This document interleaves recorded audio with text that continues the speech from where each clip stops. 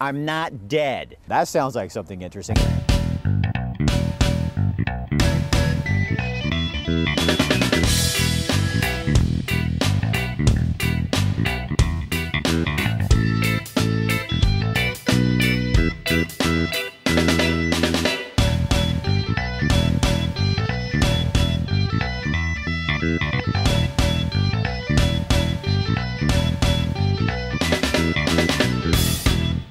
The idea was to take World War II vets, starting with World War II, take the World War II vets back to DC for them to see their memorial. Vets were dying off between 800 and 1,000 vets per day, and it was a rush to get as many vets back to see their memorial before there weren't any left to see. I'm a Eugene police officer. I feel like it's my duty to, at the very last years of their life, to cheer them on, to let them know that I care about them. I want them to know that their sacrifice wasn't in vain and I haven't forgotten.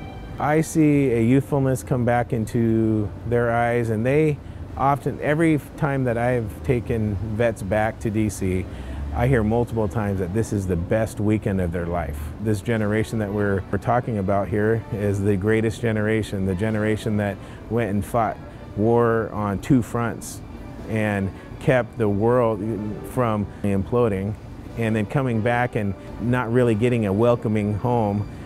The warrior spirit inside of each one of these vets doesn't age. It sharpens my focus. It brings about a certain amount of patience for people. It also helps me put in perspective current day vets. Some of the stories that the veterans tell me of things that they experienced back in World War II in Korea, some of the things that they haven't even spoken of in the last 70 years. All of the fundraising that we do, all of the money that we raise, every dollar goes to sending the vets themselves to DC because it doesn't cost them any money. The organization says, hey, veterans, you've already paid enough. But all of the volunteers that go, whether you're a guardian that goes with the vets themselves or a volunteer, medical staff, whoever, they pay their own way to go back. I remember one vet, he just had tears, you know, and I think it was just tears of pride. Those are things you talk about, you know, you just kind of let them, you put your arm around them and let them have their moment. Let them talk about whatever it is they want to talk about. And sometimes just those moments in silence are exactly what they want to share with you. I don't know if it makes me better, but it definitely makes me want to be more understanding and more patient. And I think that in and of itself makes me a little bit better. Did you hear the news? McDonald's now offers all-day breakfast. People love our breakfast. Whenever they want it.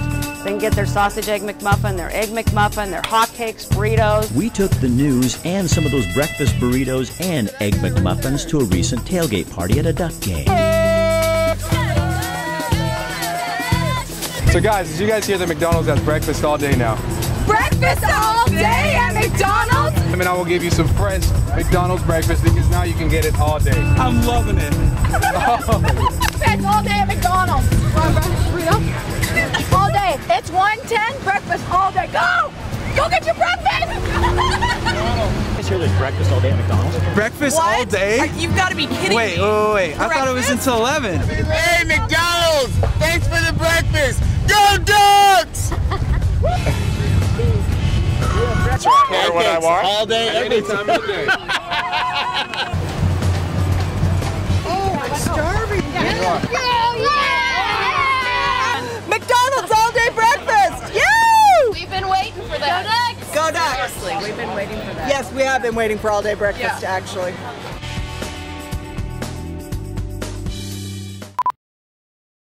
Looking for something fun while school is out to beat boredom, be active, and have a splashing good time? For less than the cost of going to the movies, you can bring the whole family to Splash, where the weather is always perfect, the surf's always up, and no sunscreen is required. Pack a towel and head to Splash at Lively Park in Springfield. For more information, go to willamalane.org. Splash at Lively Park. It's waves of fun. It was brand new when Cy opened the store in 1978. 50 pounds of flour when we make the dough. It actually makes about 100 pounds of dough. We do this every day. Figure over 37 years, we've probably made 13,000 batches of dough or more. It's the foundation of the pizza. Kind of the idea is you're just tightening it, getting the air out, no cracks, no holes in it. So from that 2-pound ball that had about a 6-inch diameter, we're taking it out to about 20 inches. Fresh ingredients. We make our dough, we grate our own cheese, we make our sauce, and I like to think that we make our pizzas with love. All right, that's 21 incher. Size matters.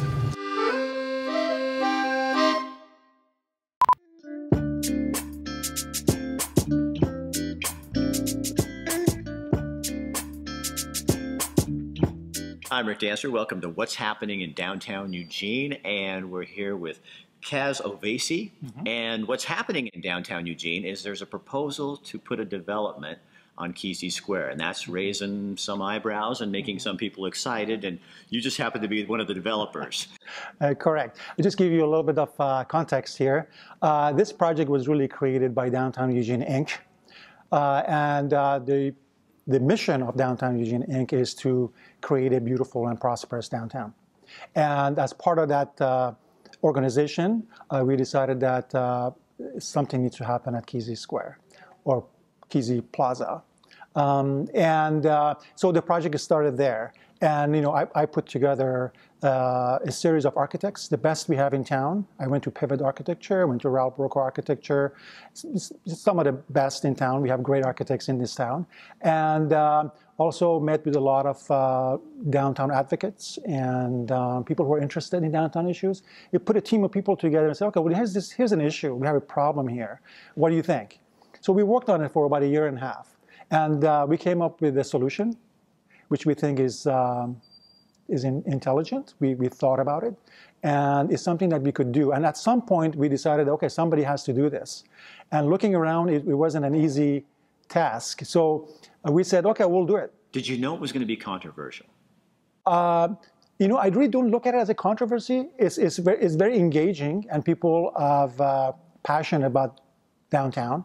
And we knew that there was going to be a lot of conversations, but it didn't really look like we're going to have a challenge or we're going to have a problem. It wasn't an issue. What is Downtown Inc. trying to do? When they say, okay, we have this space, which for people to understand, this is really not, it's a public space by accident, really, because it's been a space that's supposed to be developed for years and years. It's just sat there vacant, and so they kind of made it into a little public space. Yeah, so it was actually what happened was when the downtown mall was created. I don't know if you remember. You probably are too young to remember. Oh, I remember the fountain. Okay. Oh, yeah. So there was a fountain, and as part of the design around the fountain, that space was created, which made sense then. And since the fountain has been gone, and so the space is really left over. It wasn't designated as a public space or a park or anything like that. It's a lot, and it's C3 zoning, and there was a building on it. It was demolished to create that space, right. And so as a space, it never really worked. Is it becoming a problem for downtown, the space? Well, from an urban design perspective, yes, because Broadway is our great commercial street, and you cannot have a 75% corner and have it be successful. In the next block, if you go to Oak and Broadway, unfortunately we have 4 banks in a corner, and that really, for a commercial street, that doesn't quite work. So that corner which is the heart of our town. We need to do something that all corners are happening, and so that's really. So from a development standpoint, that's what makes more sense than leaving a space there. Well, if the space was actually functioning well, I mean, the city has put a lot of effort and energy to make it work. We programmed the space. Last year, we programmed it 15 times. Unfortunately, every time you program this space, after you're done, it's going to be empty until the next program comes. Right. And even the programming was questionable. And the only times that the programming worked, like concerts or dodgeball or things like that, it was when we closed the streets. We're not taking away anything like that from that corner. Actually, we want to emphasize that. And by closing the streets, that corner becomes really vibrant. Right. Yeah. So what do you want to do? You're going to put a building with office space at the base. Correct. We decided that the ground floor needs to be really a public space, and it needs to be really vibrant, with beautiful lighting, open. So it's really high ceiling, and with garage doors opening to the street. You know, in a nice day, you could really open it up. It would be like the way it is, but it has an umbrella on it. Right. And above that, before I go to the housing, so we know for sure that who's going to be in there would be kind of micro unit restaurants, and maybe retailers, and open space for people to hang out. So it's, again, as I said, it needs to be very, very active. Above that, for the project to make sense, and I know that, I'm sure you're aware that a lot of young professionals want to live in the core of town. They want to live right down exactly. there. Yeah. Exactly, and it's proven in downtown Eugene that approach is successful. So we're proposing 5 stories of housing, between 35 and 40 units of housing. And when people talk about public space downtown, we do have park blocks which are designated as public space, just a block away, 2 blocks away. Correct. Actually, there are several spots that the city is really committed to making it function as a public space. Of course, the new city hall would have this beautiful public space in front of it, and park blocks, as you mentioned, and the butterfly lot could be possibly a farmer's market, and that could be used as a venue. The Holt Center, in front of the Holt Center, between the Holt Center and Hilton, that area is designated to be improved for public space. So the city, do they own the lot at this point? So you have to purchase that from the city. Yes. And then how long do you think this process will take if it happens and you guys get the green light? When do you think you'd break ground? Well, you know, the stars have aligned at this point. You know, there's an idea, there's a project, and there are people actually who are willing to do it. The timing is very good. And of course, the city council has to approve the sale of the land, which we think is going to happen by the end of the year. And if it's a go, we'll go for it. If it doesn't go forward, at least we know that we created a conversation in town. Somebody's going to do something, but we're hoping that it will happen. As business people downtown, and as Downtown Eugene Corp. is not doing anything a bad idea. Leaving it as it is not working for you guys. Well, I mean, you know, it's been, I don't know, as long as I remember, but I hear it's been 40 years. Close to 40 years that space hasn't really functioned well. We have done many things in that space and it hasn't functioned. So it's time. It's time to do something. You know, if it is our project or somebody has a better idea, let's do something. But don't just leave it like it is. Exactly, because it's not functioning well. All right. Guys, thank you so much for joining us. My pleasure. And keep in touch with us, and we'll get back to you when and if you get the green light. Great. Thanks for the opportunity.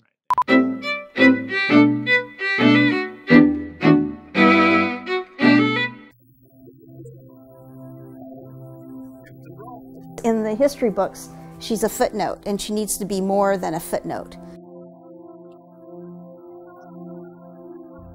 Her name is Peg Lynch.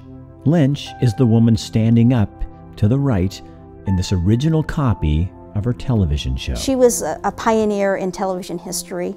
You know, she was there at a critical moment when television was blossoming. Special Collections and University Archives at the University of Oregon is curator to the Peg Lynch collection. Kinescopes, original manuscripts, scripts, and letters, all opening the door to the earliest years of television history. And then to discover that Peg is still living. She's 98 years old, still going strong. We were able to go meet with her and then to add material to the collection. When I started, it was with David Gentling. Father bought the first National Bangawanda radio station, so it put a lot of money in. It was very good. And I said, do you think I could get a job? I was about 14. Peg Lynch was a radio and television star. She was actually one of the inventors of what we call the television sitcom. She worked in radio first, of course, and developed this show called Ethel and Albert. It started out as a 10-minute segment on the Kate Smith Evening Hour. Of course, you've watched them and laughed with them. So I think now that we'll turn the evening over the next part of it.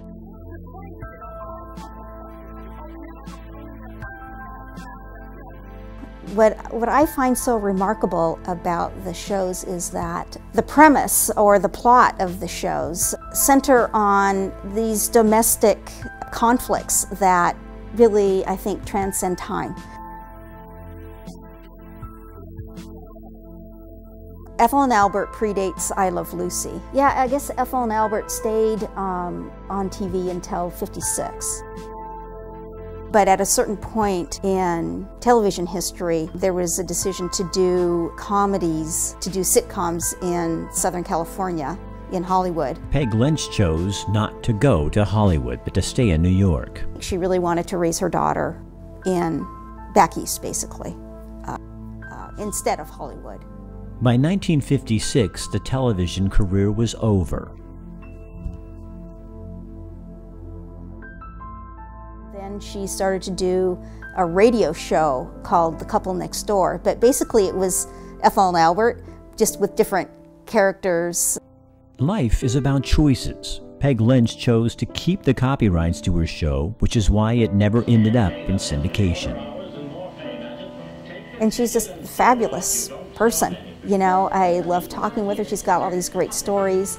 It's just exciting to talk to her. You know, it's like living history, basically. You ask her, what was it like working with Kate Smith? Or tell me your experiences meeting all these famous actors, movie celebrities who wanted to appear on TV and they were terrified because they'd never done it before. Most Americans don't know anything about the show, and to me that's really a shame. You know, they really should know something about this early television history that's encapsulated in this show, Ethel and Albert. Her part in that hasn't really been written yet.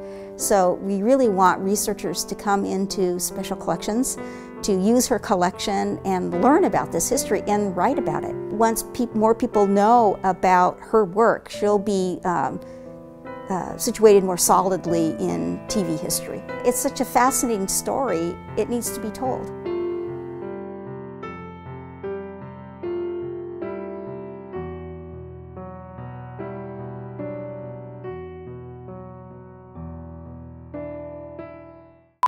I had my first drink when I was 7 years old, and I sporadically used it until I was older and could get a constant supply.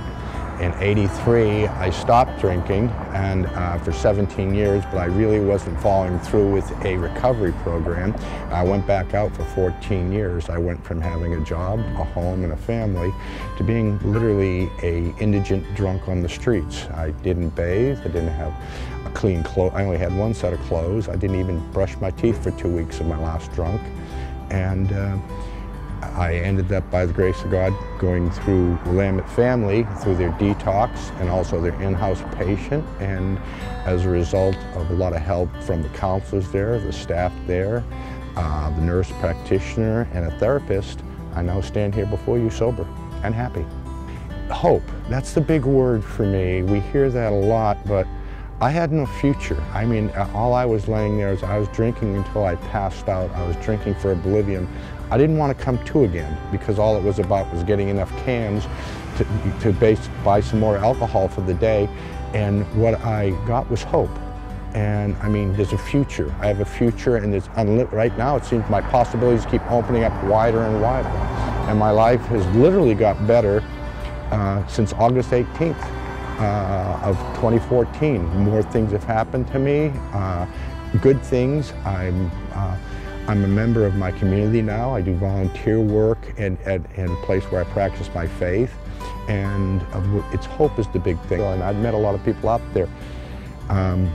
My observation of them, or I just connected with them because they felt the way I did. It's just like we've given up. We have no hope. We're hopeless, and just drink until, you know, there's just no hope for us. They may not verbalize it, but that's the way I was.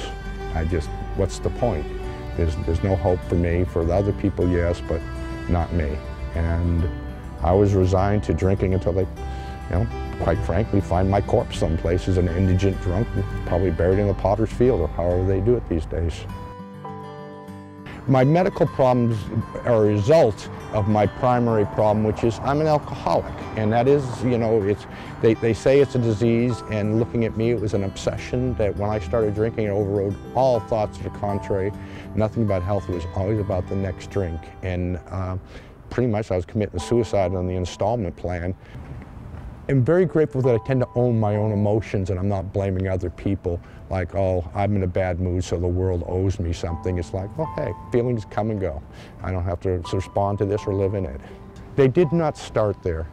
I don't think, you know, they weren't a kid saying, oh gee, I can't wait, Mom, until I grow up and I become a street drunk and pushing a shopping cart around and digging through trash cans for cans so I can drink alcohol endlessly and then pass out and get up and do the same thing next day. They come from a place, like all of us come from families. Maybe their families weren't the best, but you know, they had hopes and dreams and aspirations. And somewhere along the line, the disease of alcoholism and drug addiction took over, and all those things go away. Then it's just survival. Then it gets to, I just can't stand living anymore, and you know, please let this be the last time I drink, and let me not come to. That was very much true for me. I was very disappointed when I would come to from drinking. I just that was my only solution, oblivion. I mean, absolute non-existence.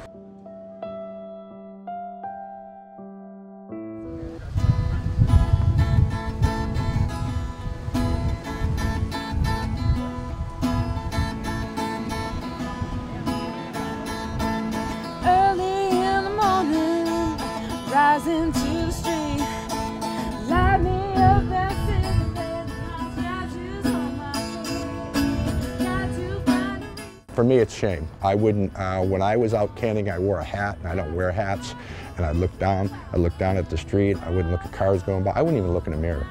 And I just didn't want to meet anybody's eyes because I felt they thought about me the way I felt about me, and I just did not like myself very much. Loathed is probably a more appropriate term. I didn't want to be this man, I couldn't stop being this man, and I felt helpless in my alcoholism and addiction.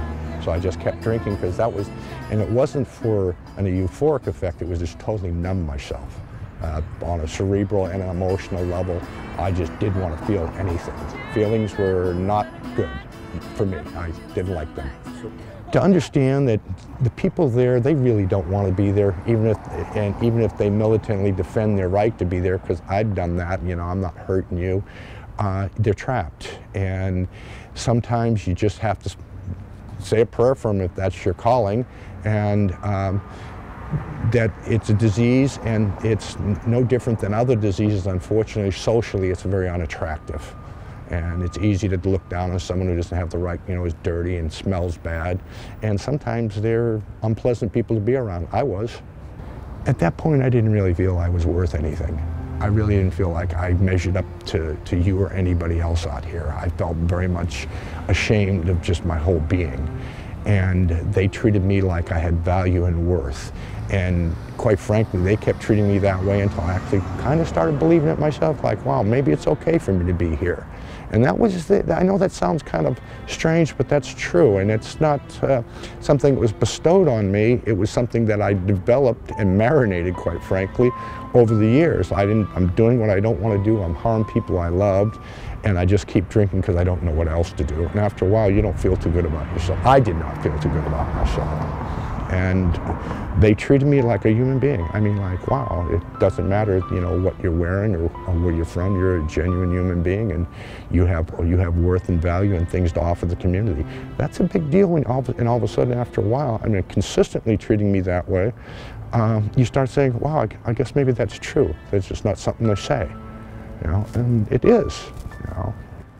I believe I'm becoming the man that I was originally created to be, and before, I basically was I was destroying myself with chemicals. I actually believe now that I was, like everybody on this planet, we were born to be something, an original, and I was trying to be a copy, and it didn't work out too well.